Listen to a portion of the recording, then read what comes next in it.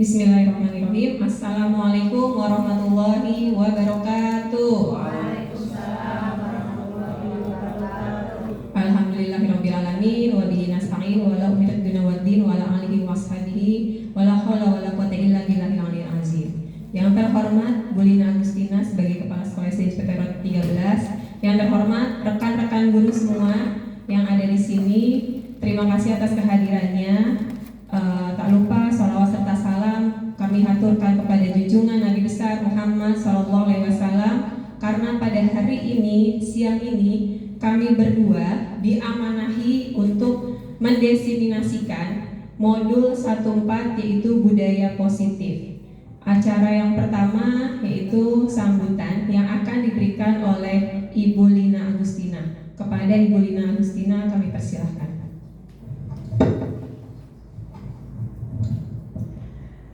Bismillahirrahmanirrahim. Assalamualaikum warahmatullahi wabarakatuh.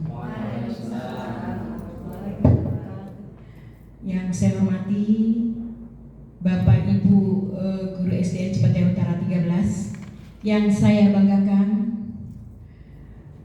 calon guru penggerak angkatan 10 yaitu Bapak Agung dan Ibu Indah Wadani.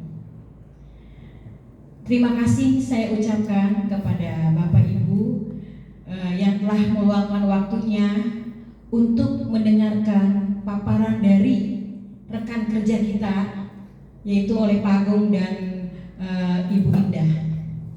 Selawat serta salam kita haturkan kepada junjungan kita Nabi besar Muhammad SAW. Bapak Ibu, nanti kita sama-sama menyaksikan apa yang akan dideseminasikan oleh Bapak Agung dan Bu Indah tentang budaya positif.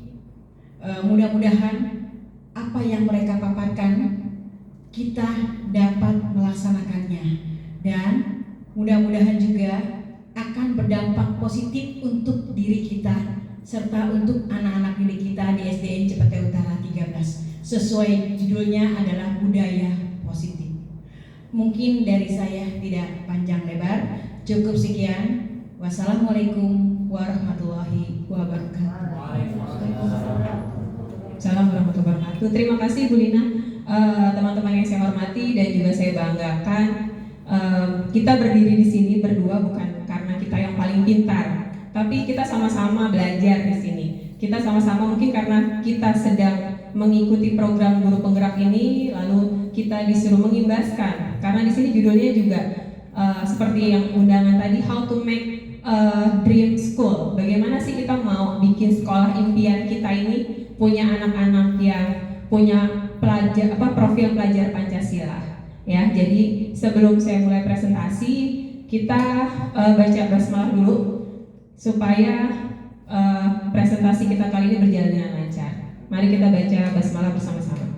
Bismillahirrahmanirrahim. Baik, masih semangat? Masih semangat ya. Masih ingat ini apa? Cipatujah Utara 13? Bersama semangat ceria. Nah, ini jam-jam rawan nih, jam-jam yang ngantuk. Pak Agung, gimana kalau kita ice breaking dulu? Oke, ayo Bapak Ibu kita diri dulu ya. Ice breaking. Ibu operator juga boleh ikutan ya. Kita ice breaking.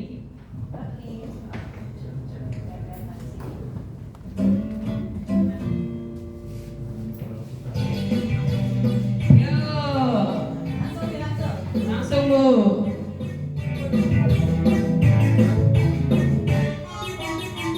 Tangan diputar-putar bertepuk tangan. Tangan diputar-putar pegang gaun.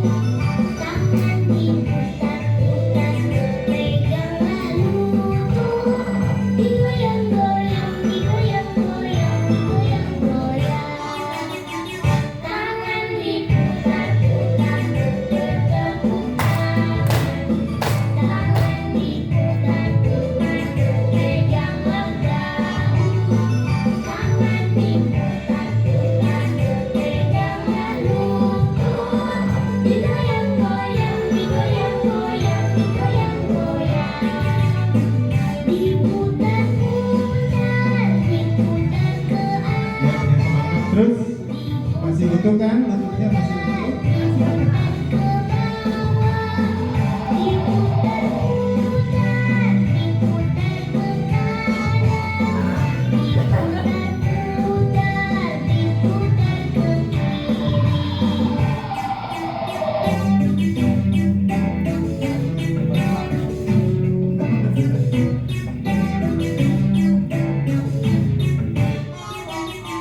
Tangan diputar-putar, bertepuk tangan. Tangan diputar-putar, peganglah bahu. Tangan diputar-putar, peganglah lutut. Digoyang-goyang, digoyang-goyang, digoyang-goyang. Tangan diputar-putar, bertepuk tangan. Tangan diputar-putar, peganglah bahu. Tangan diputar-putar, peganglah lutut. Digoyang-goyang, digoyang-goyang, digoyang-goyang. Diputar-putar, diputar ke atas. Diputar-putar, diputar ke bawah. Diputar-putar, diputar ke kanan. Diputar-putar, diputar ke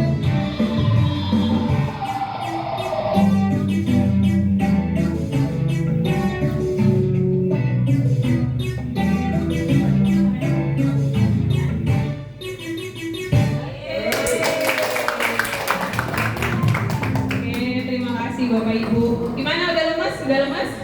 Udah nggak kaku? Coba dicek, itu bautnya ada yang copot nggak?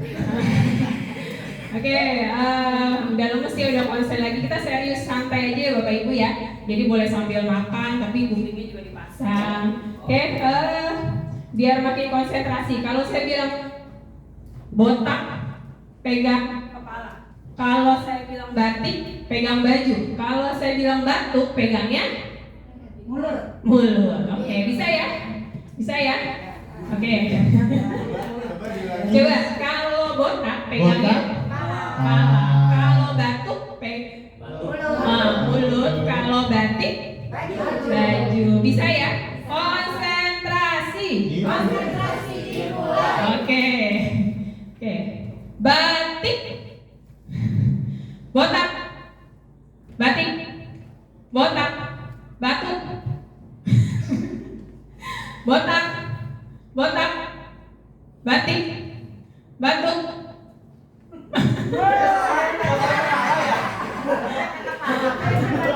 Oke, Pak Aku coba.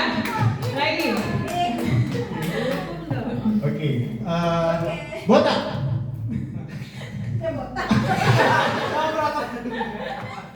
Botak, ini botak. Jangan ikuti saya, Bu. Saya pengacau, memang saya pengacau. Oke, sekali lagi ya.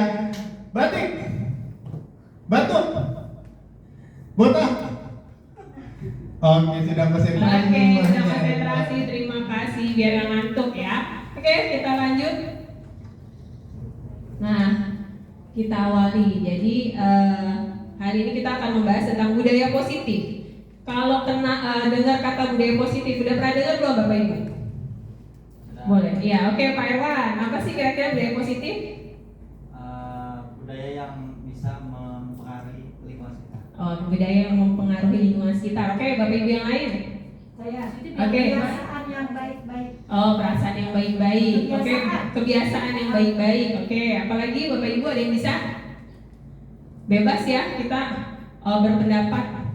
Kalau dengan kata positif tuh kayaknya, wah bener nggak Pak Agung? Kalau positif tuh biasanya mengacunya ke yang baik-baik. Ya, seperti Pak Dopi dapat kabar istri saya positif, itu kan berarti baik ya. Wah. Tapi ketika dimaknai positifnya adalah wah positif DB, itu kan lain lagi ya. Nah, iya, mungkin kali ini ada pertanyaan pemantiknya. Pertama, apakah Bapak Ibu setuju bila satu, pemberian hukuman dapat mendisiplinkan siswa? Setuju nggak? Siapa yang setuju? Setuju. Hukuman, oke. Hukuman dapat mendisiplinkan siswa. Nah, Bu Lina bilang hukuman yang bagaimana dulu? Oke, nanti kita akan menjawab setelah presentasi, termasuk yang kedua. Mungkin nanti setelah mendengar presentasi dari kami berdua, jawaban Bapak Ibu akan berubah. Ya. Yang kedua, pemberian hadiah meningkatkan prestasi siswa. Ada yang setuju? Ada yang setuju? Ada Pak Erwan? Tidak setuju? Tidak setuju? Setuju, oke. Kita lanjut. Yang ketiga, guru harus mampu memberikan solusi untuk setiap siswa yang bermasalah. Setuju. Wah, ini sebagian besar setuju. Gimana Pak Beri, setuju? Oke. Yang keempat, guru berperan sebagai teman bagi siswa. Wah, ini sebagian besar juga setuju. Oke, nanti kita akan mungkin setelah akhir presentasi nanti Bapak Ibu jawabannya akan berubah. Oh, ternyata begini. Kita lanjut, Ibu. Oke, silakan Pak Gu. Jadi sebelum kita lanjut nih, tadi ada yang bilang bahwa pemberian hukuman dapat mendisiplinkan siswa. Setuju? Ada yang bilang setuju. Mungkin sebelum kita masuk ke sesi berikutnya, saya ingin mendengarkan kira-kira kenapa alasannya hukuman itu bisa mendisiplinkan, atau ada yang bisa menjawab tidak, mungkin bisa memberikan sebuah alasan sepertinya. Ya, seperti itu. Tadi ada yang bilang bahwa hukuman dapat mendisiplinkan siswa. Yang menjawab setuju, coba. Oke. Mungkin Bu Yenti bisa memberikan alasan di balik semua itu. Baik, Bismillahirrahmanirrahim. Maksudnya hukuman di sini yang bisa mendisiplinkan siswa itu adalah hukuman yang mendidik, ya. Contohnya kalau zaman dulu kan berdiri kaki sebelah, zaman sekarang udah nggak boleh lagi. Tangan di telinga ya. Mungkin hukumannya menulis atau bercerita di depan kelas, di depan temannya, kira-kira hukumannya seperti itu. Jadi intinya mendidik, itu aja sih. Terima kasih. Terima kasih Bu Yenti, hukuman yang bersifat mendidik. Oke. Kita ingat bagus. Lanjut, ada lagi? Ada lagi yang ingin memberikan pendapat, mungkin dari yang laki-laki. Yang laki-laki. Tadi yang jawab, kalau Bu Yenti tadi setuju ya. Mungkin yang jawab tidak setuju boleh diwakilkan. Pak Erwan, silakan. Kayaknya tahu kan. Oke, terima kasih. Mungkin tidak setujunya itu di 60% kali ya. Sisanya setuju. Karena tergantung porsi anak itu mengalami masalah apa, terus peristiwanya apa. Jadi nanti ketika itu guru memberikan punishment-nya seperti apa. Gitu. Terima kasih Pak Erwan. Ya, udah lanjut ya tadi ya. Kita lanjut aja Pak ya. Oke, silakan Bu Herdi. Nah ini, jadi dalam membangun budaya positif kita akan meninjau lebih dalam tentang strategi menumbuhkan lingkungan yang positif. Kita akan diajak melakukan refleksi atas penerapan disiplin yang dilakukan selama ini di lingkungan sekolah. Bagaimana strategi kita dalam praktik disiplin tersebut? Apakah selama ini kita sungguh-sungguh menjalankan disiplin, atau kita ini takut melakukan sebuah hukuman? Ya, apa karena motivasi Bapak Ibu tuh takut hukuman, takut ancaman? Sebaliknya anak-anak kita juga seperti itu. Boleh lanjut Bu Erdi? Nah, ini dalam rangka menciptakan budaya positif, penerapan disiplin positif dipraktikkan untuk menghasilkan murid-murid yang berkarakter disiplin, santun, jujur, peduli, dan bertanggung jawab.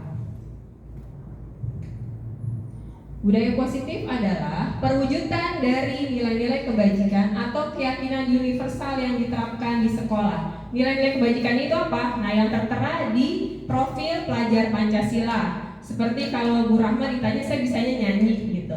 Tahu nih Bu Rahma nih lagunya nih, lagu profil pelajar Pancasila.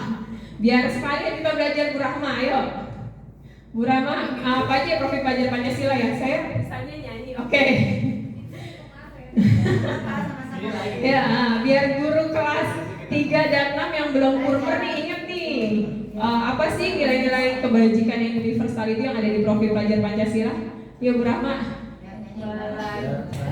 Pelajar Pancasila beriman dan bertakwa pada Tuhan Yang Esa dan berakhlak mulia, berkebinekaan global, berkembang yang mandiri, kreatif dan bernalar kritis. Nah, yang diharapkan Bapak Ibu guru mungkin anak-anaknya beriman dan bertakwa, bernalar kritis, mandiri, gotong royong, apa tadi? Iya, berkebinekaan. Itu yang dimaksud dengan nilai-nilai kebajikan yang universal. Lanjut Bu Erdi. Nah, ini adalah konsep-konsep inti untuk menciptakan budaya positif. Ada 7 konsep. Yang pertama, perubahan paradigma stimulus respon. Yang kedua, konsep disiplin positif. Yang ketiga, teori motivasi hukuman dan penghargaan restitusi. Yang keempat, keyakinan kelas. Yang kelima, kebutuhan dasar manusia dan dunia berkualitas. Yang keenam, 5 posisi kontrol. Dan yang terakhir adalah segitiga restitusi. Mungkin dari 7 ini Bapak Ibu sudah ada yang tahu apa sih keyakinan kelas mungkin ya, atau 5 posisi kontrol. Kalau tidak kita akan lanjut ya. Nah, ini kita akan main dulu. Ini berpasangan. Jadi di sini ada Anda dan teman Anda akan melakukan kegiatan cobalah buka. Anda adalah A. Saya tunjuk aja ya ini ya, A, B, A, B, A, B, A, B, A, B, A, B. Oke, A, B. Nah, ini yang satu, yang si A ini ngepal tangan. Anggaplah di dalam tangan kalian ini ada benda berharga. Ya, yang satunya berusaha supaya gimana teman saya bisa buka itu. Mau caranya gimana bisa buka? Bisa buka itu, penasaran dia, kepo mau diapain nih ya. Contoh bisa memarahi, mengintimidasi, membujuk, menggoda, menggelitik, bahkan menawari Anda uang agar Anda bersedia membuka kepala tangan Anda. Ya, coba sekarang Bungu sama Pak Beri, Butio sama Pak Joko, yang satunya genggam. Pokoknya Pak Joko tugasnya ngerayu, Bungu tugasnya ngerayu. Mau diapain sampai temennya itu bisa buka kepala tangannya. Ya, Pak Dopi sama Bu Salsa, boleh dirayu, boleh diapain. Contoh saya sama Pak Agung, pokoknya sampai bisa kebuka. Ini tuh benda berharga banget buat saya. Jadi teman saya nggak boleh sampai ini. Gimana caranya? Oke, bisa? Ayo kita mulai. Caranya gimana terserah. Oke. Pak Dopi yang rayu tuh. Atau ya boleh. Yang satu rayu, yang satu nyuruh yang satu pokoknya nggak boleh mau dirayu ya. Karena ini berharga banget buat kita.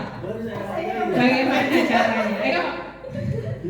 Ayo Pak, saya genggam tangan. Gimana caranya supaya saya mau buka genggaman tangan saya?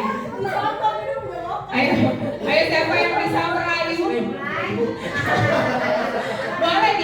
Boleh dibujuk, dihardik, dikata-kata yang bisa. Ayo kamu buka dong gitu. Atau iya ditawarin duit. Ayo Pak. Di sini bukan apa? Enggak. Bukan lah. Enggak. Ntar ganti temennya nih. Ya, Bener nih ya. Bener. Awas nih. Ya elah gitu doang, amat sih. Ya udah besok gak mainan lagi dah. Ya. Ya. Lihat apa? Coba. Aku paksa nih. Aku paksa nih. Tidak. Ya elah, amat. Coba yang lain Pak, coba yang lain gitu. Siapa yang udah berhasil membuat teman tangannya terbuka? Belum, itu belum, masih dipertahankan. Itu Ya, masa. masih dipertahankan. Ayo coba. Kekerasan. Ada Ayo kekerasan Pak Dopi fisik. itu dirayu temannya supaya bisa. Oh, kurang.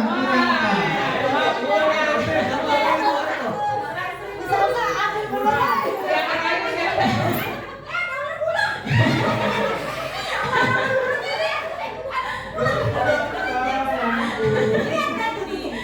Gimana kamu berhasil kan?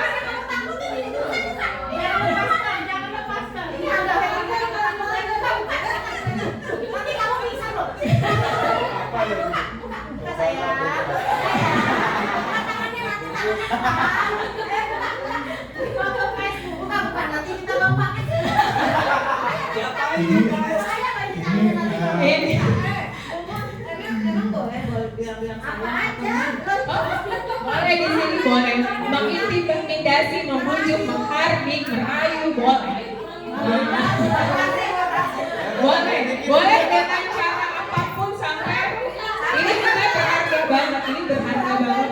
sampai ya. Buka kalau bisa. Buka apa Bu? Waktu saya paksa ya. Kalau dipaksa. Oh, gimana cara bukanya? Kalau dipaksa boleh berarti dipaksa. Dipaksa boleh.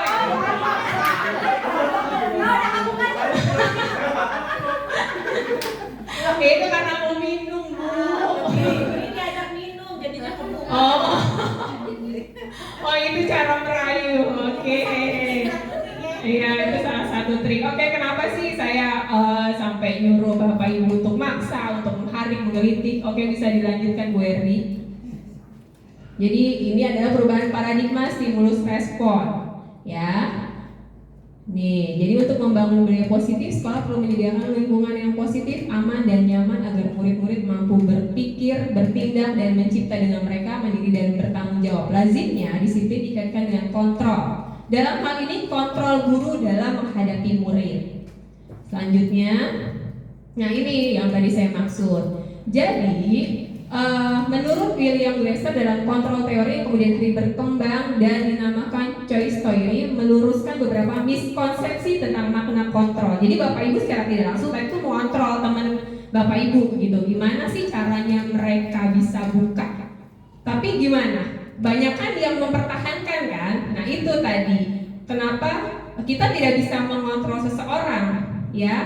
Ya, kita lanjut Bu Erni ini. Pada dasarnya jika kita tidak memaksa murid untuk berbuat sesuatu, jikalau murid tersebut memilih untuk tidak melakukannya, walaupun tampaknya guru sedang mengontrol perilaku murid, hal ini demikian terjadi karena murid sedang mengizinkan dirinya dikontrol. Tapi tadi buktinya adalah Bapak Ibu tidak mengizinkan temannya untuk mengontrol diri Bapak Ibu, benar nggak? Ya, benar kan ya? Yang bisa mengontrol diri kita sendiri adalah kita sendiri. Jadi kalau misalnya kita tidak mengizinkan teman kita, ya kita mempertahankan apa yang milik kita, benar nggak? Ya, jadi kita mempertahankan, mau dibujuk, dirayu, diintimidasi, dikatain, sampai ada yang sampai iya saya, gitu kan? Tapi tetap aja karena ini ada sesuatu berharga dan kita tidak diizinkan untuk mengontrol. Ya, jadi yang bisa mengontrol adalah dari dalam diri kita sendiri. Lanjut.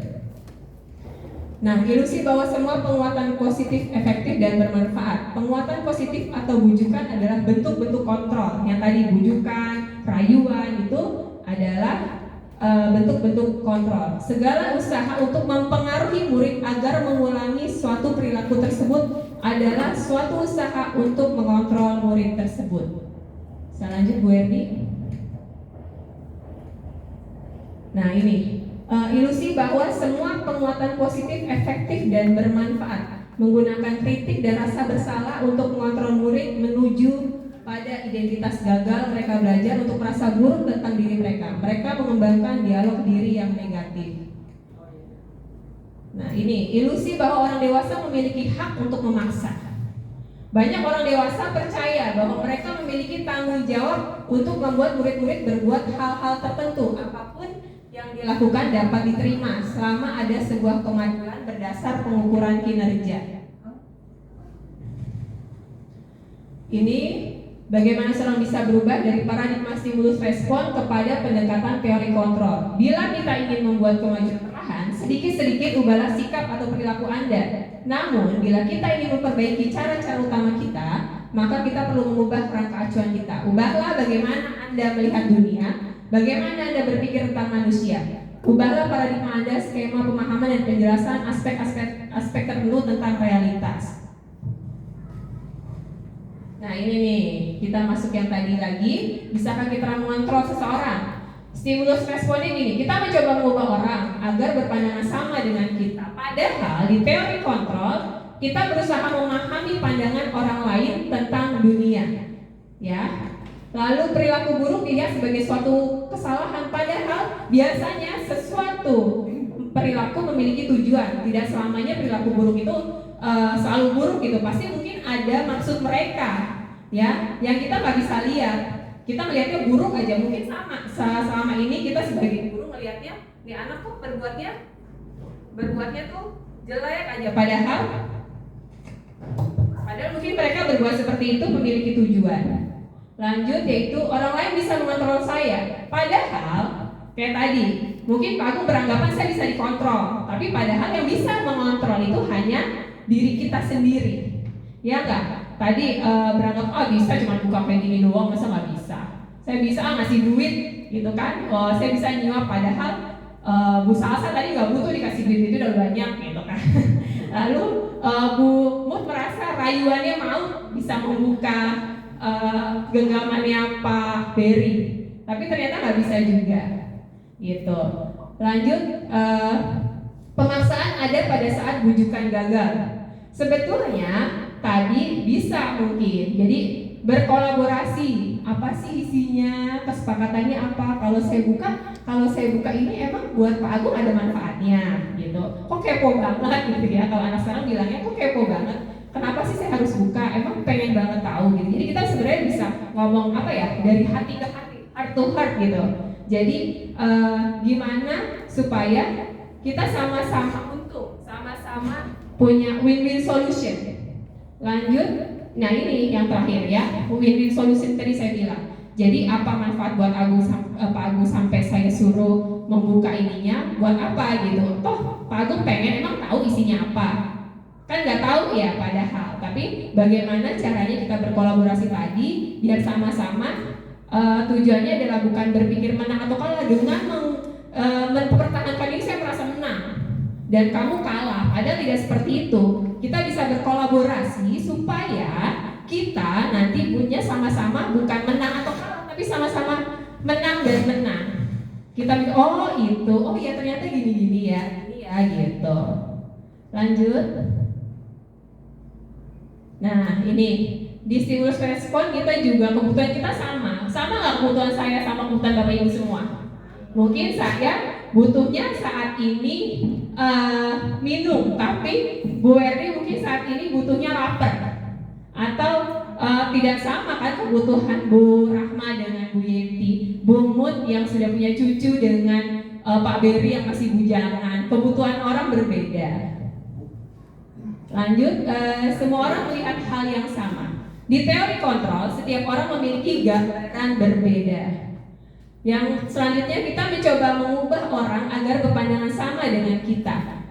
Teori kontrolnya, kita berusaha memahami pandangan orang lain tentang dunia. Pandangan kita berbeda tentang dunia, tujuan kita juga berbeda. Jadi di teori kontrol itu kita berusaha memahami. Saya berusaha memahami Pak Agung berusaha memahami saya gitu. Jadi tidak ada kalau di teori kontrol itu sama-sama memahami pandangan, jadi saling menghormati. Yang selanjutnya, perilaku buruk dilihat sebagai suatu kesalahan. Sama ya, tadi semua perilaku memiliki tujuan. Lalu orang lain bisa mengontrol saya, padahal tidak. Hanya Anda yang bisa mengontrol diri Anda, hanya kita sendiri yang bisa mengontrol diri kita sendiri. Di saat kita perlu marah, padahal seharusnya kita bisa mengontrol diri kita. Benar nggak? Kalau sebenarnya saya ngapain ya? Kadang kalau orang habis marah suka penyesalan nggak Bapak Ibu? Ngapain ya saya tadi begitu gitu? Jujur saya ada seperti itu. Ya, ngapain ya saya pakai teriak-teriak sama murid gitu? Padahal ada cara yang lebih baik. Nah, selanjutnya yaitu pemaksaan ada pada saat bujukan gagal. Setelah tadi ngerayu-ngerayu, akhirnya Bapak Ibu kan maksa tuh ya, buka nggak gitu. Jadi lama-lama kan kesel ya, aku nggak dibuka-buka sih, lama-lama kesel. Padahal kayak tadi saya bilang kolaborasi, ya. Oke, Bu Erni lanjut. Nah, sekarang konsep disiplin positif.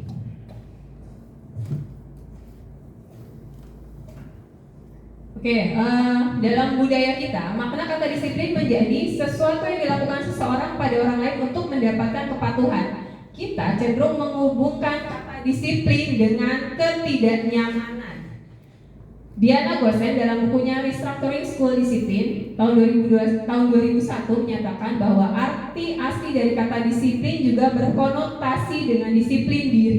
Disiplin diri dapat membuat seseorang menggali potensinya menuju ke sebuah tujuan mulia, sesuatu yang dihargai dan bermakna. Dengan kata lain, disiplin diri juga mempelajari bagaimana cara kita mengontrol diri dan bagaimana menguasai diri untuk memilih tindakan yang mengacu pada nilai-nilai yang kita hargai agar tercapai tujuan mulia yang diinginkan.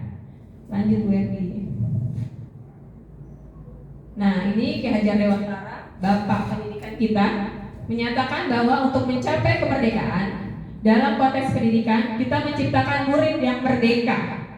Syarat utamanya adalah harus ada disiplin yang kuat. Sebagai pendidik, tujuan kita apa? Tujuan kita menciptakan anak-anak yang memiliki disiplin diri, sehingga mereka bisa berperilaku dengan mengacu pada nilai-nilai universal dan memiliki motivasi intrinsik, bukan ekstrinsik. Ekstrinsik tadi yang saya bilang dari luar butuh reward, butuh hadiah untuk bisa memotivasi, tapi padahal sejatinya adalah motivasi intrinsik yang dibutuhkan, yaitu kesadaran dalam diri murid tersebut. Nih, tujuan disiplin yaitu menanamkan motivasi pada murid-murid kita untuk menjadi orang yang mereka inginkan dan menghargai diri sendiri dengan nilai-nilai yang mereka percaya. Ketika murid-murid kita memiliki motivasi, mereka telah memiliki motivasi intrinsik yang berdampak jangka panjang. Motivasi yang tidak akan terpengaruh pada adanya hukuman atau hadiah. Dengan kata lain, seseorang yang memiliki disiplin berarti mereka bisa bertanggung jawab terhadap apa yang dilakukannya karena mereka mendasarkan tindakan mereka pada nilai-nilai kebajikan yang universal. Oke, kita lanjut ke teori motivasi, hukuman, dan penghargaan juga restitusi. Nah, di sini ada 3 motif perilaku manusia. Yang pertama, motivasi eksternal. Lalu motivasi eksternal itu bentuknya apa yang terjadi apabila saya melakukan ini, lebih ke ancaman atau hukuman atau sanksi. Kalau saya nggak begini ya itu motivasi eksternal. Tapi kalau motivasi internal itu adanya dari kesadaran diri kita untuk menjadi orang-orang yang mereka inginkan dan menghargai diri sendiri dengan mereka percaya. Jadi kayak Bapak Ibu nih ya, Bapak Ibu misalnya, kenapa sih kok saya nggak boleh terlambat sebagai seorang guru? Ada nggak motivasi eksternalnya? Atau memang udah dapat dari diri sendiri? Kalau saya jujur mungkin nanti dipotong TKD-nya gitu. Itu berarti motivasi apa? Eksternal ya, dari luar. Harus dari ya, berarti takut TKD dipotong, ketika sakit tetap berusaha masuk karena itu tadi adanya motivasi eksternal. Sama mungkin seperti murid kita. Oh, kalau nanti terlambat aku dihukum sama Bapak Ibu guru. Jadi belum ada motivasi intrinsiknya. Jadi mereka masih pakai motivasi eksternalnya, internalnya belum ada. Jadi kesadaran dalam dirinya belum ada. Mungkin kalau sebagian kita sudah ada karena kita guru. Ya, jadi mau tidak mau digugu dan ditiru. Jadi kita udah ada motivasi internalnya nih. Oh, saya bukan karena pengen dapat hadiah dari kepala sekolah kalau gurunya rajin datangnya jam 6 terus gitu.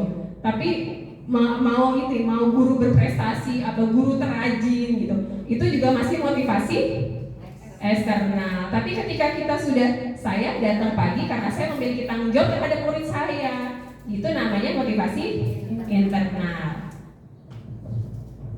Oke, kita akan masuk kepada keyakinan kelas.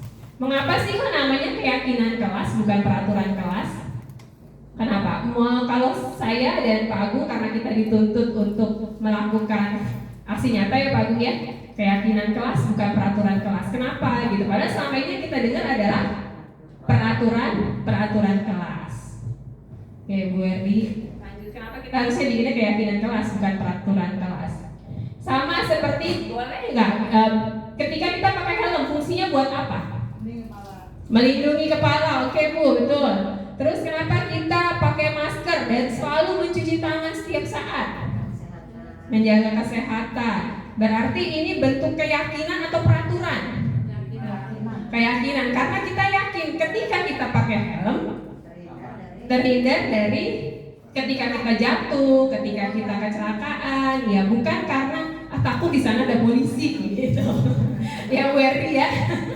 Jadi belum ada motivasi untuk ininya. Jadi masih tentang peraturan. Jadi sekedar pakai helm. Padahal di dalam pakai helm itu ada keselamatan untuk diri kita sendiri. Sama ketika kita pakai masker dan mencuci tangan.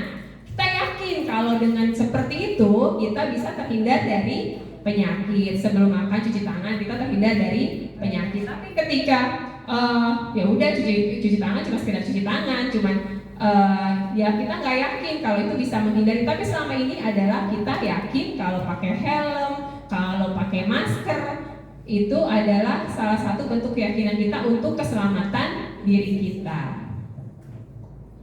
Nah, ini keyakinan kelas adalah nilai-nilai kebajikan atau prinsip universal yang disepakati bersama secara universal lepas dari latar belakang suku, negara, bahasa maupun agama. Menurut Gosen, suatu keyakinan akan lebih memotivasi diri dari dalam. Seseorang akan lebih bersemangat untuk menjalankan keyakinannya daripada hanya sekedar mengikuti serangkaian peraturan. Jadi ini kenapa sekolah kita harusnya bikin keyakinan, bukan peraturan, supaya lebih anak-anak lebih meyakini, lebih sadar diri untuk bisa melakukan tanpa adanya paksaan.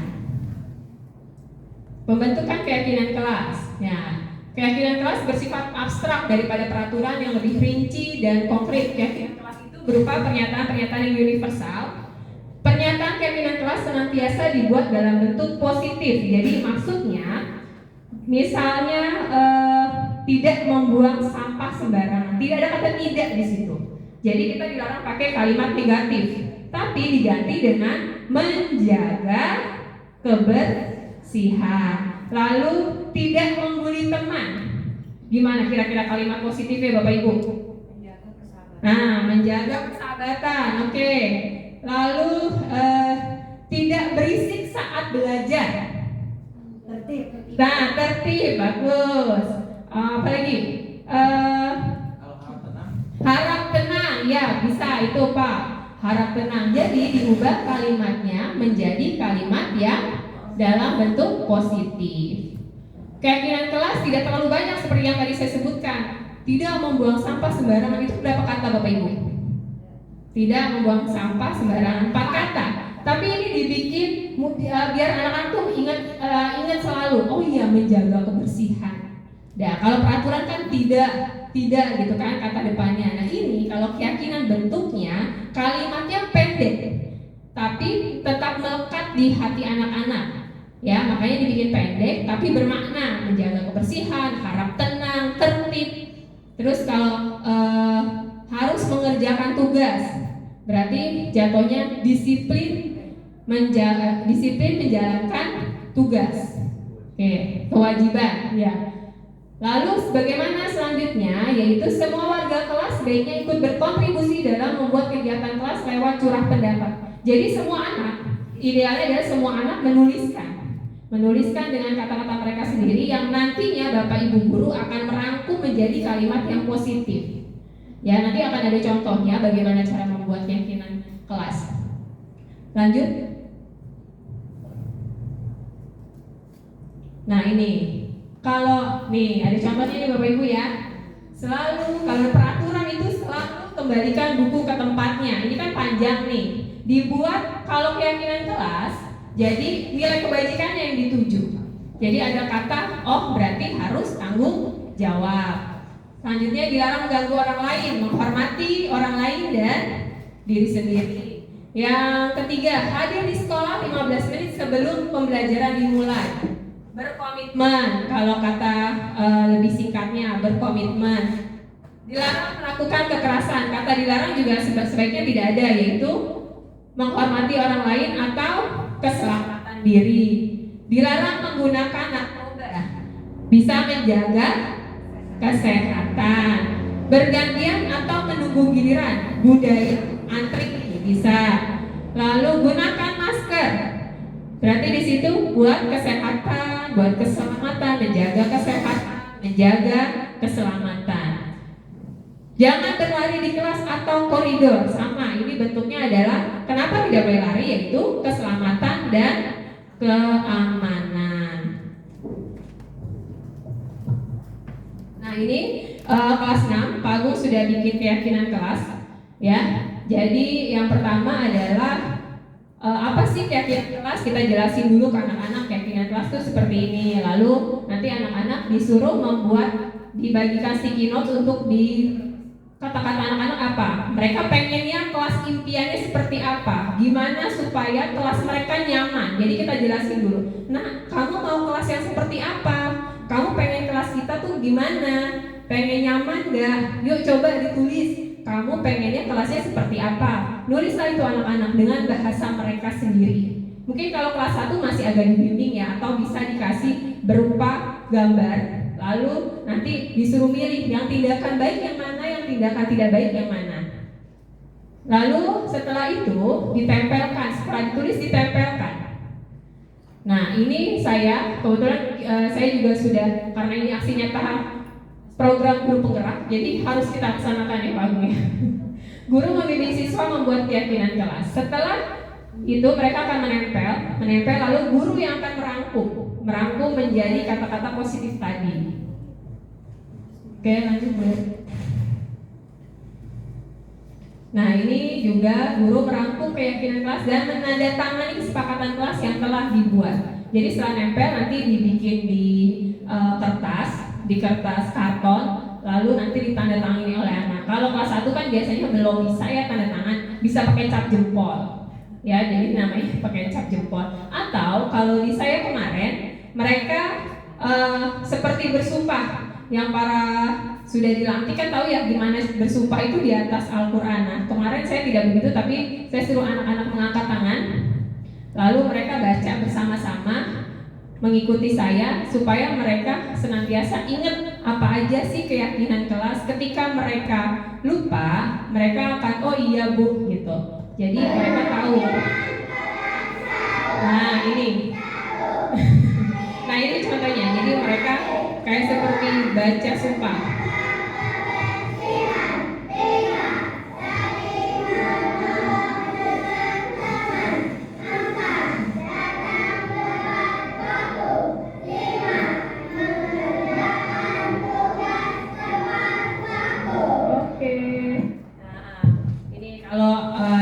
Bisa seperti ini. Jadi nanti di tahun ajaran baru kita berharap Bapak Ibu semua wali kelas bisa membuat keyakinan kelas dengan kata-kata positif tadi. Jadi nggak usah banyak-banyak. Kalau peraturan kan mereka ingatnya tidak itu. Mungkin dengan kata yang lebih singkat mereka akan lebih ingat, lebih akan ada motivasi intrinsiknya. Oke, silakan Bu Erdi lanjut. Nah ini dihukum oleh penghargaan.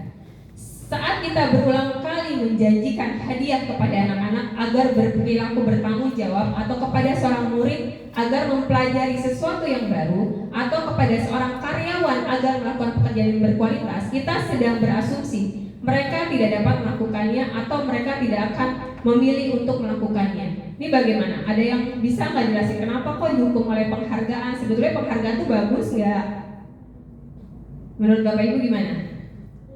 Oh jadi mereka kalau nggak ngakuin ya nggak apa-apa. Saya juga mendingan kayak tadi ya saya bilang, mungkin Bu Lina nanti suatu hari akan bikin guru terajin gitu. Berarti motivasinya bukan dari dalam.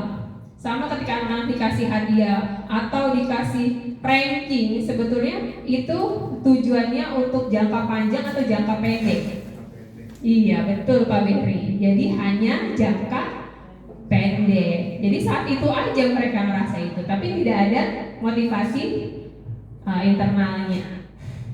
Ya lanjut Bu Erni. Nah ini dihukum oleh penghargaan. Alfikon wawancara mengungkapkan baik penghargaan maupun hukuman adalah cara-cara mengontrol perilaku seseorang yang menghancurkan potensi untuk pembelajaran yang sesungguhnya. Karena idealnya tindakan belajar itu sendiri adalah penghargaan sesungguhnya, ya. Jadi lebih baik sih ya kalau hadiah itu bentuknya hanya jangka pendek. Jadi sebenarnya apa? Yaitu tadi belajar itu adalah penghargaan yang sesungguhnya. Oke, ini dihukum oleh penghargaan. Pengaruh jangka pendek dan jangka panjang. Penghargaan menghukum, penghargaan itu mengurangi ketepatan, penghargaan tidak efektif, penghargaan merusak hubungan. Sama kayak misalnya kita mau ngasih hadiah ya. Kebetulan kelas 1 tuh kan ngasih hadiah. Kenapa kita nggak pilih-pilih nih? Tapi kita semua kasih hadiah. Hadiah naik kelas, semuanya sama. Ya, karena kita pengennya mereka tidak merasa merusak hubungan. Kok kamu dapetnya ini, kok kamu dapetnya ini. Ya, jadi buat pembelajaran Bapak Ibu kalau memang mau kasih hadiah sama. Ini hadiah naik kelas untuk kamu semua. Jadi mereka tidak merasa, mereka juga namanya anak-anak ya, apalagi kita ngajarin di SD ya Bapak Ibu ya. Pasti ada perasaan bagaimana gitu ketika mereka menerima hadiah tapi berbeda. Jadi lebih baik hadiahnya itu sama supaya tidak merusak hubungan antara mereka semua. Lalu penghargaan juga tidak efektif, penghargaan menghukum. Oke, lanjut. Nih, ada pengaruh jangka panjang dan jangka pendeknya. Penghargaan efektif jika kita menginginkan seseorang melakukan sesuatu yang kita inginkan dalam jangka waktu pendek. Jadi seperti tadi, yang pertama kita mainkan, genggam tanganmu. Kita mau ngasih uang, tapi itu kan cuma dalam jangka waktu pendek saat itu aja. Setelah itu apa? Ada efeknya lagi nggak? Nggak ada. Jika kita menggunakan penghargaan lagi, maka orang tersebut akan bergantung pada penghargaan yang diberikan serta kehilangan motivasi dari dalam dirinya. Selanjutnya, jika kita mendapatkan penghargaan untuk melakukan sesuatu yang baik, maka selain kita senantiasa berharap mendapatkan penghargaan tersebut, kita pun menjadi tidak menyadari tindakan baik yang kita lakukan. Jadi berbuat baiknya karena pengen sesuatu, berbuat baiknya supaya ditemani, berbuat baiknya ya bukan karena apa ya kalau saat ini, bukan karena pengen baik di mata Allah, tapi hanya baik di mata manusia. Kalau saya reward itu maksudnya jangka Apa? Reward untuk diri sendiri. Oh, reward untuk diri sendiri. Bagaimana Pak Agung? Kalau reward untuk diri sendiri, maksudnya jangka panjang atau jangka pendek? Self reward. Self reward, menghargai diri sendiri. Untuk seperti apa misalnya contoh?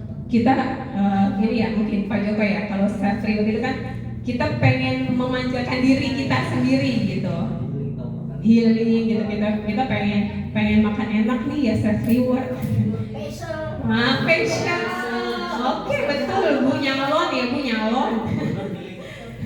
Kalau buat saya itu sih jangka panjang ya Pak Joko, kalau menurut saya, karena dengan seperti itu kan kita mungkin bisa lebih bersemangat menghadapi hidup gitu. Kayak mungkin saya nih ya, mungkin kita lagi banyak tugas Pak, kita butuh self reward. Menghilangkan penat. Curhat ya. Kalau untuk Pak Joko bilang seperti itu sebenarnya untuk pribadi, Pribadi. Untuk motivasi diri sendiri sebenarnya, ya kan? Cuma yang kita bahas di sini adalah bagaimana ketika kita memberikan sesuatu, entah itu dalam bentuk penghargaan atau apapun, kira-kira yang kita berikan itu masuknya nanti ke dalam kategori dia melakukan sesuatu karena motivasi internal atau karena motivasi eksternal, gitu loh. Nah, di sini kita berharap bahwa kita diharapkan setiap anak itu sudah memiliki motivasi internal. Ketika dia melakukan sesuatu, ini dari kesadaran dalam diri sendiri. Ketika aku datang tepat waktu, itu bukan karena aku ingin dibilang misalkan nih anak rajin, tapi itu sudah menjadi sebuah tanggung jawab yang tadi Miss Indah sudah jelaskan bahwa kita harus membuat sebuah keyakinan. Keyakinan itu sifatnya universal. Ketika kita membuat tidak datang terlambat misalnya, itu sama juga dengan bertanggung jawab atau tepat waktu. Jadi bertanggung jawab itu universal. Bertanggung jawab dalam hal apa? Belajar. Bertanggung jawab dalam apa? Mandirian. Jadi sifatnya universal. Nah, untuk mengarah ke sana memang perlu proses. Sekali lagi, semua butuh proses. Apalagi kita di tingkat SD yang memang sebetulnya di SD itu perlu yang nyata, reward yang nyata. Salah nggak kita ketika memberikan sesuatu penghargaan dalam bentuk hadiah, juara 1 dapat ini, kembali lagi. Ketika satu anak diberikan hadiah juara pertama, kedua, ketiga, bagaimana dengan yang lain? Mungkin kita bisa berpikir, waduh kasihan juga ya. Nah, apakah sisi ini lebih banyak mendapatkan manfaat atau tidak bermanfaatnya? Itu yang akan, maksudnya di materi ini mungkin Bapak Ibu bisa mengolah sendiri, bisa merefleksi sendiri seperti itu. Jadi hal-hal seperti apa yang seharusnya kita lakukan untuk menumbuhkan motivasi intrinsik kesadaran diri dalam anak sendiri. Mungkin misalnya bisa dilanjut lebih dahulu. Lanjut Bu Eti. Nah ini penghargaan mengurangi ketepatan. Ini ada riset pertama. Dalam sebuah percobaan, sekelompok anak laki-laki berusia sekitar 9 tahun untuk melihat gambar-gambar wajah yang ditampilkan di layar, dan mereka harus memberitahu jika wajah-wajah tersebut sama atau berbeda. Gambar-gambar tersebut hampir sama. Beberapa dari mereka diberi penghargaan. Penghargaannya dalam bentuk uang pada saat mereka memberikan jawaban benar, sementara sebagian yang lain tidak. Nah ini, jadi anak laki-laki yang dibayar, hasilnya bagaimana? Anak laki-laki yang dibayar membuat lebih banyak kesalahan. Riset yang kedua, anak-anak diminta mengingat kata-kata tertentu, kemudian mereka diminta mengambil kartu yang berisi kata-kata yang diingat tersebut setiap kali muncul. Beberapa anak diberikan permen setiap mereka memberikan jawaban yang benar, dan sebagian yang lain hanya diberitahu saja bila jawaban mereka benar. Hasilnya, anak-anak yang mendapatkan permen jawabannya banyak yang tidak tepat dibandingkan anak-anak yang hanya diberitahu jawabannya benar. Jadi penghargaan itu mengurangi ketepatan. Selanjutnya, penghargaan tidak efektif. Suatu penghargaan adalah suatu benda atau peristiwa yang diinginkan yang dibuat dengan persyaratan. Hanya jika Anda melakukan hal ini, maka Anda akan mendapatkan penghargaan.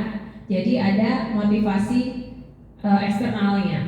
Jika saya mengharapkan suatu penghargaan dan tidak mendapatkannya, maka saya akan kecewa dan berkecil hati. Serta kemungkinan lain kali saya tidak akan berusaha sekeras mungkin. Jadi ini yang dibilang penghargaan itu tidak efektif, ya. Jadi sebenarnya penghargaan bagaimana?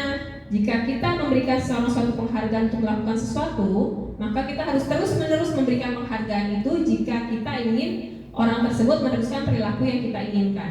Jadi setiap pengen begini kita kasih penghargaan, begini penghargaan, begini penghargaan. Yang kasih penghargaan lama-lama bosan enggak? Bosan, dan saya rasa jadi tidak efektif.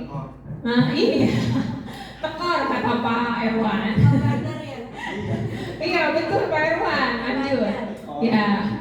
Orang yang berusaha berhenti merokok atau orang yang berusaha diet, menguruskan badan, bila diberikan penghargaan hampir pasti tidak berhasil, ya. Karena gimana ya kalau orang yang mau diet gitu, ya. Jadi diberikan penghargaan rasanya malah jadi kayak tekanan. Kalau kita kerja penuh tekanan juga kayaknya berhasil nggak kira-kira Bapak Ibu? Tidak. Iya betul, kata Bu Nur langsung jawab kencang, tidak. Karena penuh dengan tekanan ya Bu Nur. Tapi kalau kita kerjanya santai, nggak ditekan gitu, saya rasa malah punya dapat hasil yang baik gitu, hasil yang diharapkan. Tapi ketika penuh dengan pressure, waduh, kayaknya kayak ya udah yang penting kerjain lah gitu, yang penting kerjain lah. Jadi maksimal nggak hasilnya? Tidak maksimal gitu karena penuh dengan tekanan. Nah, oke, kebutuhan dasar manusia.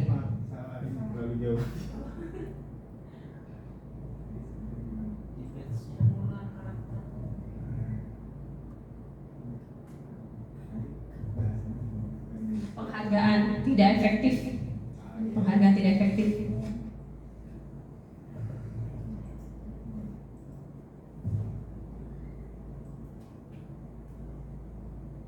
Nah, sampai sini tadi. Nah, ini ya. Yang tadi sudah saya jelaskan juga, penghargaan itu merusak hubungan. Jadi antara anak-anak yang satu dengan anak yang lain, dia akan kok kamu begini, kok bu guru pilih kasih. Ada kata pilih kasih. Benar nggak ketika bu gurunya ngasih uang atau barang dengan mereka pasti akan tahu mana yang harganya mahal, mana yang harganya murah. Betul nggak? Jadi ketika mereka kok aku dapatnya yang begini ya, kok aku dapatnya yang begini ya, akan merusak hubungan. Lanjut Bu Erdi. Oke, ini penghargaan menurunkan kualitas. Pengamatan dilakukan pada sekelompok mahasiswa yang sedang kerja praktik di sebuah surat kabar universitas. Saat itu mereka sedang belajar menuliskan sebuah artikel tentang sebuah judul berita utama. Seiring waktu, mahasiswa tersebut semakin mampu bekerja dengan cepat. Kemudian ada beberapa mahasiswa-mahasiswi yang dibayar untuk setiap judul berita utama yang mereka mampu hasilkan. Dan setelah beberapa lama mahasiswa-mahasiswa yang dibayar ini hasil kinerjanya berhenti berkembang. Mereka yang tidak menerima bayaran terus berupaya mengasah diri menjadi lebih baik. Ini sih saya benar banget ya, karena biasanya ketika mereka udah menerima bayaran yang terus-terusan gitu, yang tiap bulannya tuh nggak harus mereka kerja bagus, tapi mereka bayarnya sama, justru tidak mengasah gitu, tidak membuat mereka semakin termotivasi. Tapi ketika yang tidak diberi penghargaan, dia akan bisa mengembangkan kinerjanya. Nih, penghargaan mematikan kreativitas. Murid-murid diminta berpikir mengenai hadiah atau penghargaan yang bisa mereka dapatkan bila berhasil menulis sebuah puisi. Kreativitas kelompok murid-murid ini menjadi berkurang dibandingkan dengan yang tidak diberitahukan tentang hadiah yang bisa mereka terima. Penelitian menunjukkan bahwa pekerja seni atau sebuah penulis cerita menjadi kurang kreatif bila dijanjikan sebuah hadiah atau penghargaan. Sama seperti tadi ya, karena penuh dengan tekanan, jadi mereka nggak bisa mikir biar kreatif tuh gimana ya, karena udah di bawah tekanan. Jadi daya kreativitasnya tiba-tiba mati aja, nggak berkembang aja. Dalam tugas-tugas memecahkan masalah, para murid memakan waktu lebih lama dan memberikan jalan keluar kurang kreatif saat mereka dijanjikan suatu penghargaan. Nah, ini kita akan bedakan hukuman atau konsekuensi. Yang pertama, silakan dibaca Bu Salsa. Kelihatan nggak Bu Salsa? Oh, nggak kelihatan Bu Salsa. Oke, Bu Mut, silakan dibaca Bu Mut. Mencatat 100 kali di dalam buku kalimat, saya tidak akan terlambat lagi karena terlambat ke sekolah. Nah, menurut Bu Mut ini hukuman atau konsekuensi? Hukuman. Oke. Nomor dua Bu Yenti, tolong dibaca Bu Yenti. Aduh, Kelihatan? sesi lari mengelilingi lapangan basket, lari mengelilingi lapangan basket 2 kali karena terlambat hadir di sekolah. Ya, menurut Bu Yenti ini hukuman atau konsekuensi? Hukuman. Oke. Nanti kita akan lihat jawabannya setelah semuanya selesai dijawab. Yang nomor 3, Bu Nur, coba Bu Nur. Nggak kebaca. Ini diminta untuk push up 15 kali 15 kali karena tidak menggunakan masker ke sekolah. masker ke Wah, sekolah. ini mungkin waktu masih COVID ya. Kira-kira ini hukuman atau konsekuensi? Hukuman. Oke, lanjut Pak Irwan, bisa tolong baca yang nomor 4? Menggantikan kertas tugas teman yang telah dicoret-coret. Ya, ini hukuman atau konsekuensi Pak Irwan? Konsekuensi. Konsekuensi. Lanjut Bu Rahma. Membersihkan tumpahan di meja lalu Karena? dan senggol pada saat belajar. Ya, ini hukuman atau konsekuensi? Konsekuensi. Konsekuensi. Pak Dopi. Selanjutnya Pak Dopi. Maaf Bu Guru, saya Nggak kelihatannya. Oke, Bu Minta silakan Bu Minta, tolong dibacakan. Meminta murid untuk tidak menggunakan sepatu seharian di sekolah kalau tidak mengenakan sepatu hitam. Ya, ini hukuman atau konsekuensi Bu Minta? Hukuman. Oke, yang terakhir Bu Lina. Lari mengelilingi lapangan basket 2 kali karena terlambat 20 menit untuk pelajaran PJOK. Ditambahin sama Bu Lina 10 menit jadi 20 menit. 10 menit. Apa Bu Lina? Konsekuensi atau hukuman? Hukuman. Oke, kita akan lihat di slide selanjutnya. Nah, kira-kira nih yang benar jawabannya apa ya? Deng. Nah, tadi Bapak Ibu jawabnya benar nggak? Oke, ya. Jadi yang pertama, tindakan guru ketika nyuruh muridnya mencatat 100 kali di dalam buku, saya tidak akan terlambat lagi karena terlambat ke sekolah. Ini adalah bentuk dari hukuman. Yang nomor 2, tadi benar ya jawabannya ya Bu Mut ya? Oke, good. Nomor 2, lari mengelilingi lapangan basket 2 kali karena terlambat hadir di sekolah. Itu juga bentuk hukuman. Yang ketiga, murid diminta push up 15 kali karena tidak menggunakan masker di sekolah. Ini juga bentuk hukuman. Selanjutnya, menggantikan kertas tugas teman yang telah dicoret-coret. Ini bentuk konsekuensi, di mana coret-coret ya harus diganti, itu konsekuensinya. Lanjut, membersihkan tumpahan air di meja tulis karena tersenggol pada saat belajar. Ini juga konsekuensi. Murid disuruh untuk mengenakan sepatu seharian di sekolah karena tidak mengenakan sepatu hitam. Ini bentuk hukuman. Yang terakhir, lari mengelilingi lapangan basket 2 kali karena terlambat 10 menit untuk pelajaran PJOK. Itu adalah konsekuensi. Lanjut Bu Erdi. Nah, ini perbedaan hukuman dan konsekuensi. Hukuman sesuatu yang menyakitkan harus terjadi, sedangkan konsekuensi sesuatu harus terjadi. Ya, ini bedanya. Hukuman membuat anak sakit untuk jangka waktu lama, tapi konsekuensi membuat anak merasa tidak nyaman dalam jangka waktu pendek. Ya, jadi mungkin kalau hukuman mereka sakit hatinya lama gitu, tapi kalau konsekuensi ya memang itu yang harus saya lakukan gitu. Kesalnya cuma sebentar. Anak membenci kedisiplinan. Kalau konsekuensi, anak menghargai kedisiplinan.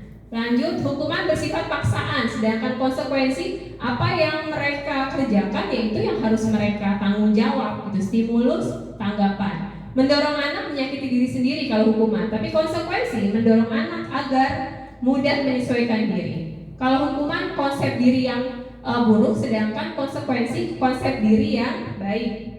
Kalau hukuman, anak belajar untuk menyembunyikan kesalahan, sedangkan konsekuensi anak belajar untuk mematuhi peraturan.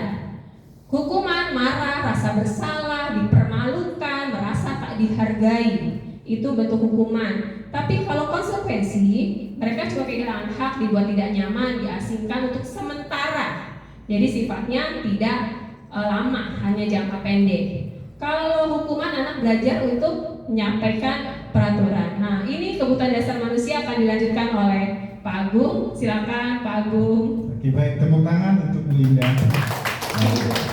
Sangat luar biasa. Jadi tadi saya sangat terkagum dengan rekan saya. Ternyata lama juga ya. Berarti saya hanya melengkapi sepertinya. Ya, dari tadi yang sudah dipaparkan mungkin bisa menjadi refleksi bagi kita semua. Ketika kita sudah tadi melihat diseminasi tentang bagaimana posisi kontrol atau disiplin positif yang telah kita terapkan, kira-kira dari apa yang sudah dipaparkan tadi, berarti kan kita ketika dijabat, oh iya kemarin seperti ini, oh iya. Jadi kita merasa oh ternyata apa yang kita lakukan benar atau enggak ya. Nah, itu ada jawaban di diri masing-masing ya ketika ibu melaksanakan sebuah pelajaran. Intinya apa yang sudah kita lakukan, kita ingin menjadi atau memberikan budaya positif di sekolah kita. Budaya itu apa sih? Budaya adalah sebuah perilaku atau kebiasaan. Nah, di sini kita bisa merefleksikan perilaku atau budaya yang sudah kita lakukan di sekolah terhadap apa yang sudah dipaparkan, kira-kira sudah sesuai atau belum. Nah, itu. Kalaupun banyak terjadi satu kesalahan, berarti kita mulai bisa untuk mengurangi sehingga menjadi sebuah yang kesempurnaan, di mana muaranya adalah untuk anak didik kita sepertinya. Ya, kalau tadi ada hukuman, ada konsekuensi. Kalau hukuman itu lebih banyak membuat anak menjadi tertekan atau membuat anak menjadi bersalah banget dalam jangka panjang. Dia akan ingat ketika kita menghukum anak, ya, apakah itu hari itu oke? Nah, setelahnya bagaimana anak tersebut? Mungkin kita bisa berpikir secara psikologi seperti apa jangka panjangnya. Sebenarnya tujuan kita baik, ya kan? Entah itu hukuman, konsekuensi, ataupun disiplin. Itu sebenarnya tiga hal yang menurut kita agak-agak sama, tapi tujuannya menurut kita baik. Nah, tapi belum tentu baik untuk anak, gitu. Jadi mana yang mau kita terapkan di sini, ya? Karena segala sesuatu, misalnya kita bicara disiplin itu adalah sesuatu yang menyalahkan, yang membuat kita menjadi serba salah sepertinya. Oke. Kita lanjut bahwa dari apa yang sudah dipaparkan ini ada kaitannya, budaya positif itu ada kaitannya dengan kebutuhan dasar manusia. Nah, coba ibu, bapak berpikir sejenak. Coba kita refleksikan. Ketika berada di kelas, ketika ada anak yang terlambat, apa reaksi kita pertama? Lu mana itu? Baik, saya juga seperti itu. Karena udah kebangetan banget ya. Ada anak lagi.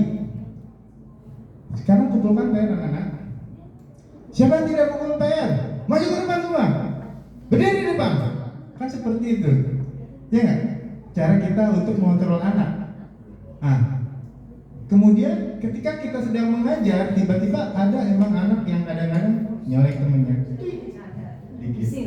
Usil. Ini kertas dibungut. Davi misalnya. Itu ada loh. Kertas dipeluk-peluk lempar temennya. Rusuh. Bikin rusuh. Ya nggak? Banyak ini anak-anak tuh perilakunya tuh aneh-aneh kalau saya perhatikan di sekolah ini. Yang kadang dia orang udah diem, ada aja kata Bu, ini akan bahasa jadi orang gitu loh. Atau ada juga anak yang ketika dia datang ke sekolah mungkin dengan muka yang manyun, kita piket nih, senyum apa? Ya kan? Senyum apa senyum? Baru dia senyum. Ada yang sumringah banget ketika datang ke sekolah, ya enggak? Itu variasi Bu, anak-anak memang dengan kondisi yang berbeda. Kita bisa mengontrol di sekolah, tapi di rumah pun kita nggak tahu. Nah, kenapa saya bicara seperti itu? Berarti kita harus lihat nih kebutuhan dasar manusia. Ada 5 kebutuhan dasar manusia. Oke. Pertama apa Bu? Silakan dibuka. Ya, pertama adalah kebutuhan bertahan hidup atau survival. Ini kebutuhan pertama. Nanti kita akan bahas satu persatu. Yang kedua adalah kebutuhan cinta dan kasih. Setiap orang ingin merasa dirinya diterima, ya enggak?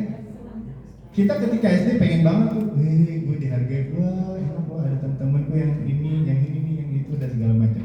Berarti setiap anak memang mempunyai kebutuhan dasar untuk cinta dan kasih sayang untuk bisa diterima.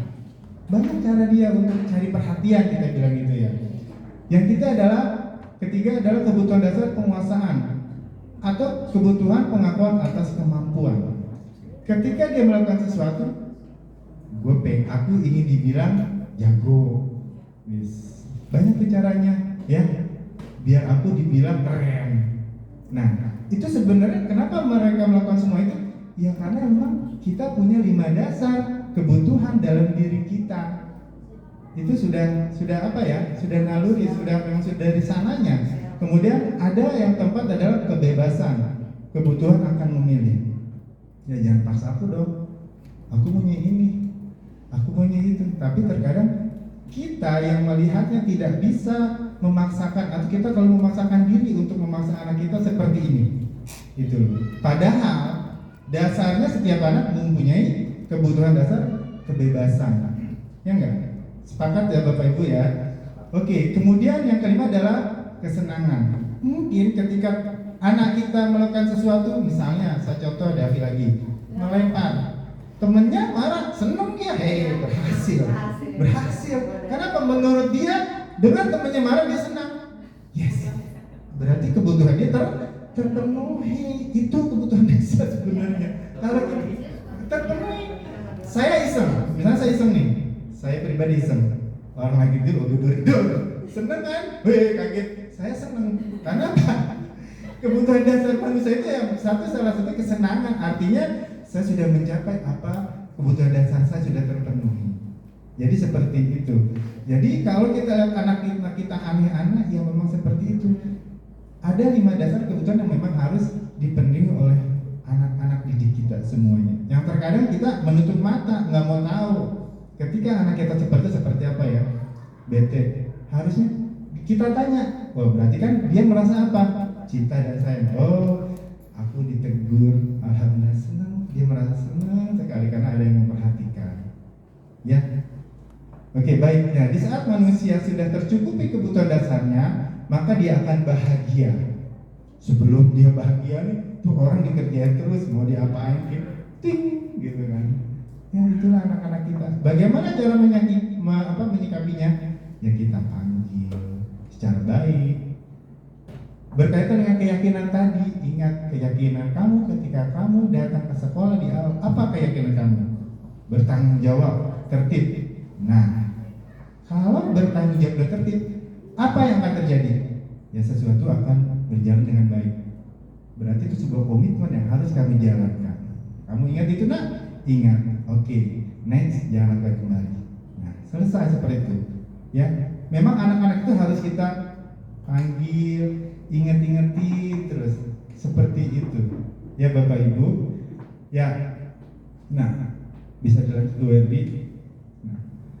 Nah, ini ada satu cerita. Jadi ada Ibu Ani, guru kelas 5 di SD Pelita Hati, sedang bingung menghadapi ulas salah satu murid di kelas Agus, di kelasnya Agus. Beberapa anak telah datang dan mengeluhkan Agus yang sering kali meminta bekal makan siang.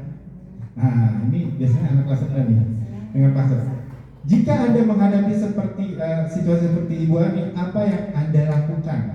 Misalnya di kelas 1 nih, ada anak ya yang suka nggak bawa bekal tapi dia ngambilin bekal temennya, gitu kan?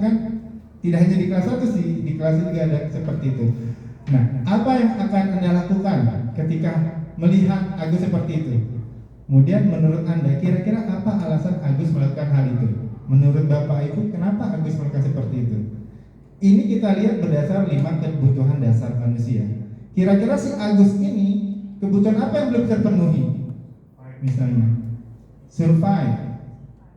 Oke, good. Terus ada lagi nggak? Belonging? Iya. Nggak kebaca Bu. Ya, jadi ketika Agus itu mengganggu temannya, mengambil makanannya, berarti ada kebutuhan dasar. Salah satunya adalah, ya, di sini tidak ada survive ya.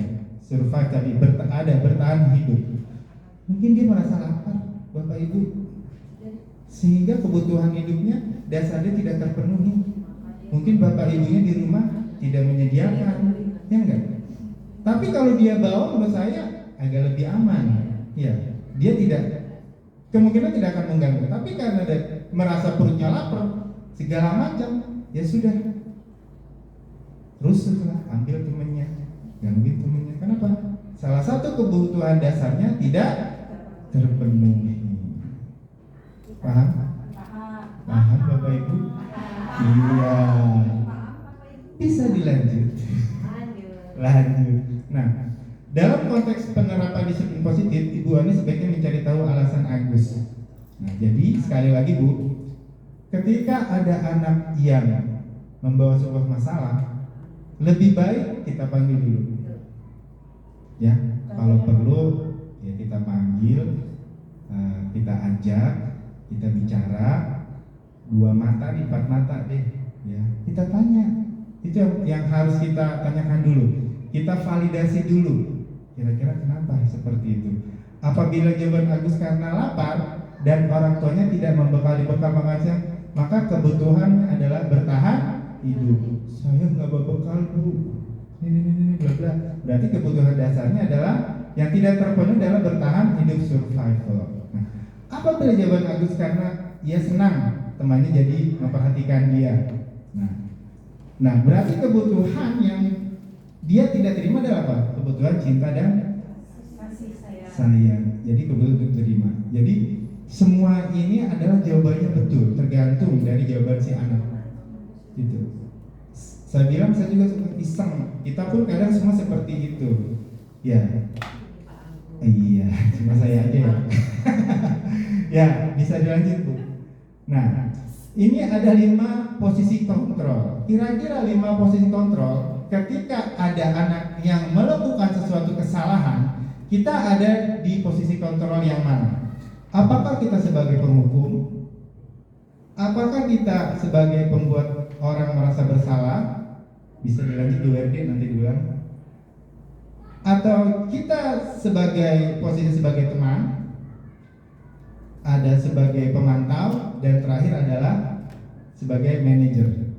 Nah, dari kelima ini posisi kontrol kita sebagai guru, yang paling bagus yang mana Bu? Sebagai apa? Manajer. Sebagai manajer.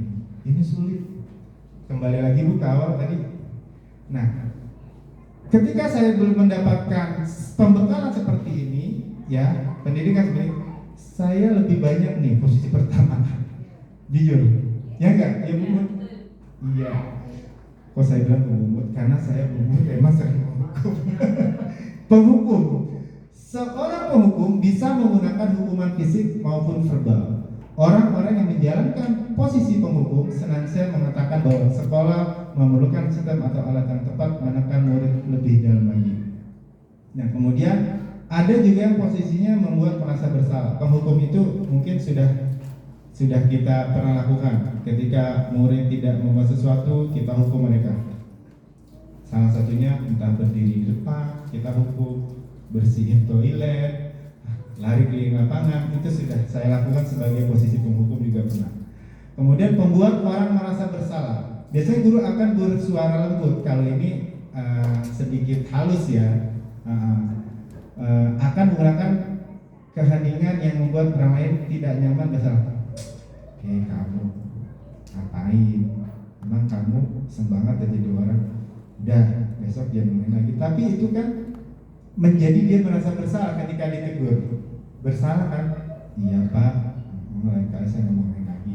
Meskipun kita tidak menghukumnya, tapi dia merasa, gue menjadi orang bersalah banget ya, gara-gara gue nih gitu. Ya, bisa dilanjut Bu Werdi. Atau menjadi sebagai teman, monitor, dan terakhir adalah sebagai manajer. Kita lanjut dulu. Ya, terus. Nah, saya akan memutarkan ada 5 posisi kontrol yang barangkali ketika Bapak Ibu melihat seperti ini akan bisa merefleksi kepada diri sendiri. Saya sebagai posisinya seperti yang mana? Apakah sebagai penghukum, kontrol, atau sebagai manajer, atau sebagai teman, dan lain sebagainya. Boleh diputar Bu?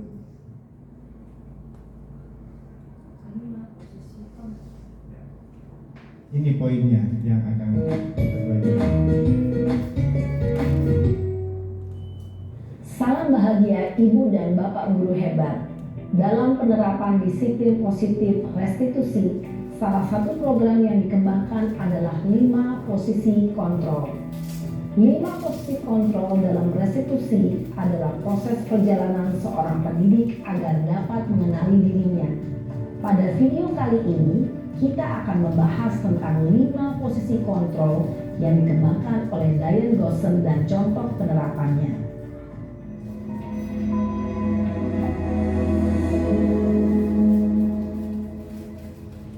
5 posisi kontrol itu adalah 1. Posisi penghukum, 2. Posisi pembuat merasa bersalah, 3. Posisi teman, 4. Posisi pemantau atau monitor, dan 5. Posisi manajer. Untuk lebih memahami kelima posisi tersebut, mari kita saksikan kasus Naren yang terlambat hadir 20 menit di sekolah dan melihat bagaimana kelima posisi kontrol dalam menghadapi masalah tersebut. Ini adalah posisi penghukum. Guru berada di posisi penghukum. Naren terlambat datang ke sekolah. Lihat bagaimana kepanikan mukanya. Ada yang tiket. Naren, sini kamu. Selamat pagi Bu. Selalu terlambat. Lihat wajahnya Bu. Kamu deh, pasti terlambat. Maaf Bu, saya Apa? Apa coba? Alasan kamu apa lagi? Kapan sih kamu tidak terlambat? Malas sekali ya kamu jadi anak. saya Dasar pemalas. Gak kapok-kapok sih kamu. Sudah berapa kali terlambat? Sana, kamu keliling lapangan basket 2 Tapi Pak kali. Dopi pernah ada di posisi ini dan kita semua pernah ada di posisi ini gitu bagus ya. Saya juga pernah. Kamu malah ibu. Berani-beraninya jawab. Sudah terlambat, masih berani jawab pula. Sekarang, keliling lapangan basket 5 kali sekalian, biar kapok. Cepat, pergi sana ke lapangan basket. Posisi penghukum biasanya berbicara dengan nada tinggi, menghardik, menunjuk-nunjuk, Ini menyakiti, ciri penghukum Bu ya. Hardik, nunjuk, bentak, fisik maupun psikis. sampai dia menghukum secara verbal. Ibu dan bapak guru hebat. Dampak yang terjadi pada murid ketika guru berada pada posisi Nih, penghukum. dampaknya apa ketika dia pendendam, Bahkan nggak suka sama gurunya, sampai kita dibenci kan? Nah, sekarang posisi kedua, posisi pembuat merasa bersalah. Nih, kita perhatikan lagi konsekuensinya. Pembuat merasa bersalah. Naren,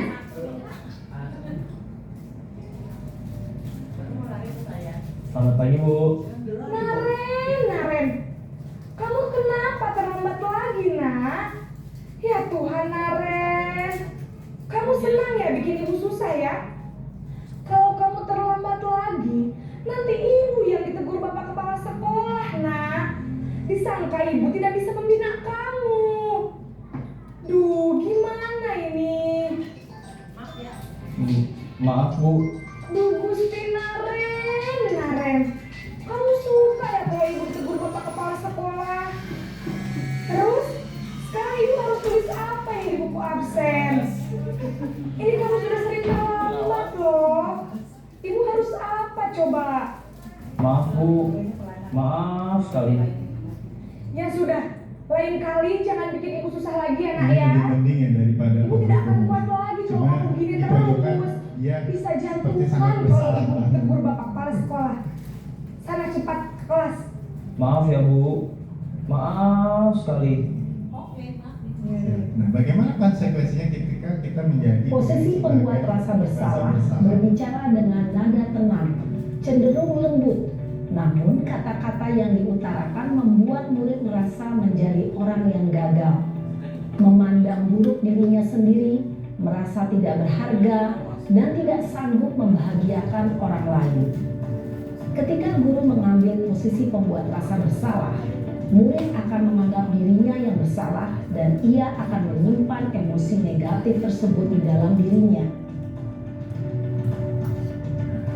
Ketiga adalah posisi kontrol kita sebagai teman ketika ada kasus.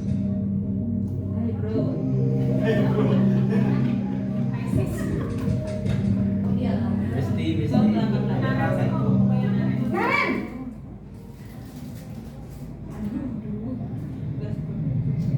Selamat pagi Bu. wah, sudah jam berapa ini, nak? Terlambat lagi ya, sayang. Iya Bu. Habis ibu saya lupa bangunkan saya Bu. Kamu malah menyalahkan ibu kamu. Kamu bukannya anak yang larinya paling kencang. Kok terlambat sih? Iya Bu. Saya memang terlambat bangun tadi. Jadi biarpun saya lari kencang, tetap gak kekejar Bu. Ya sudah sana. Nanti lain kali larinya lebih kencang lagi ya. Biar gak terlambat lagi. Bikin seneng ibu demi ibu. Bisa kan? Bisa lah Bu. Ya sudah sekarang masuk kelas.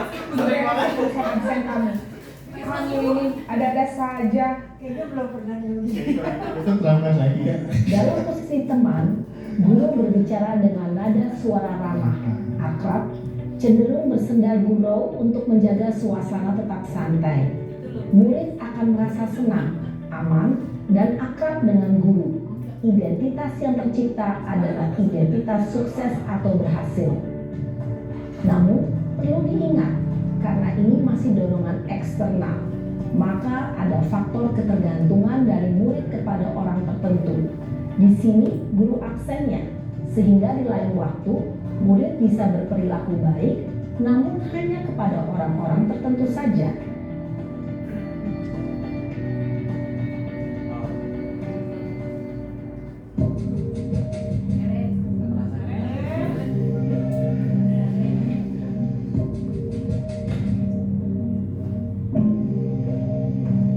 Naren,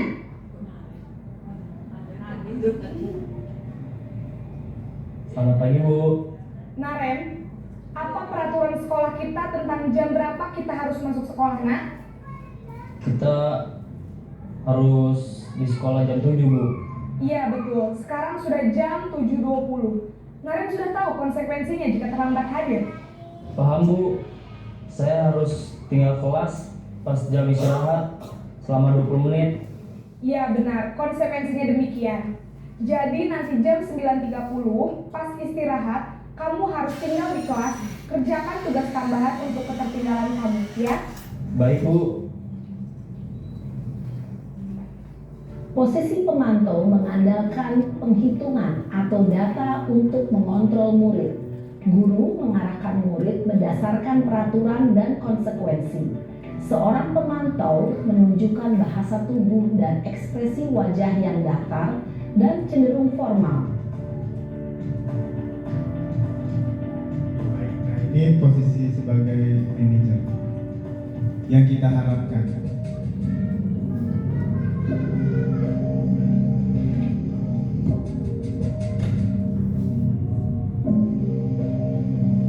Naren!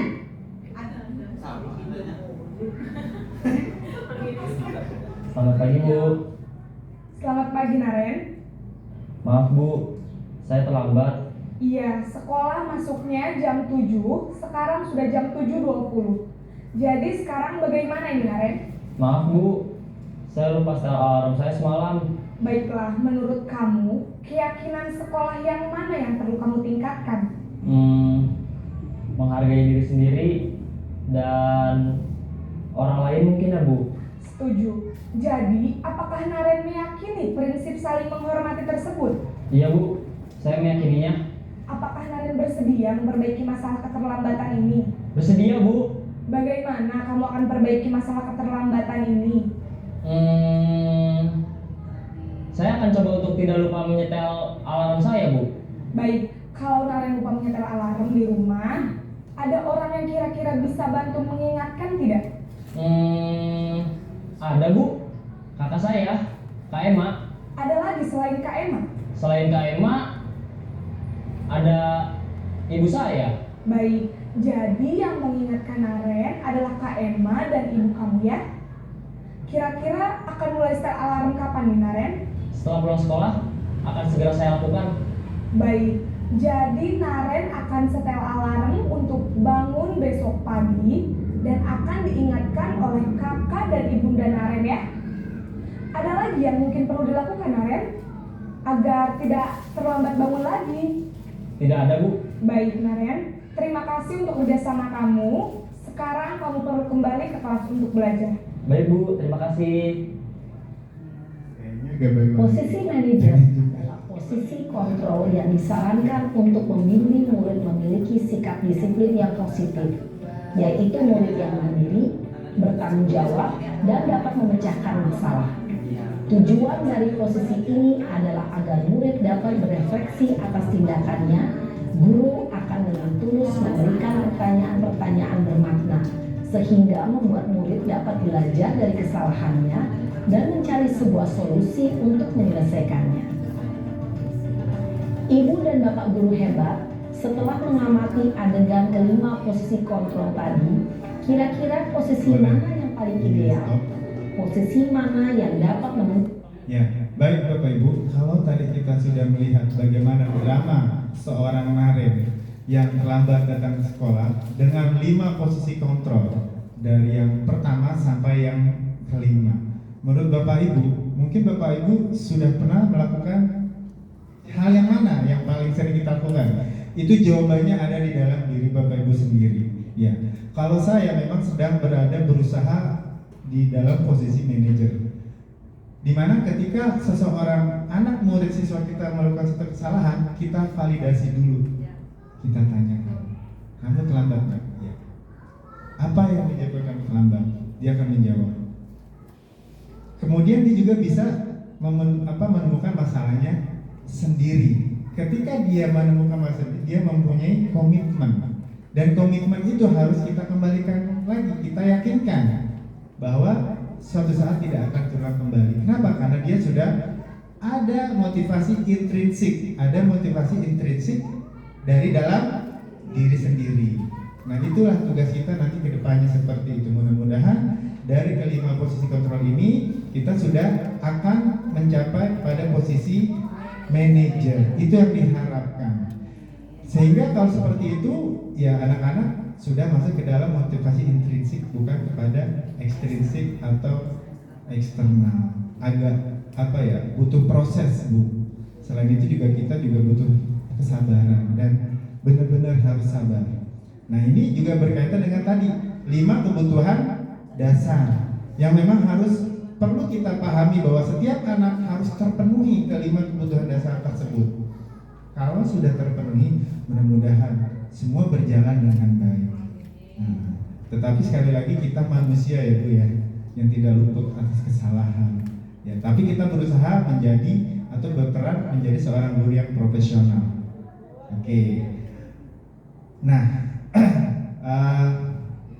saya pikir ini tadi sudah terwakili Bu ya, sudah terwakili dengan apa yang sudah diperankan, bagaimana posisi dia sebagai manajer sampai dengan yang tadi penghukum.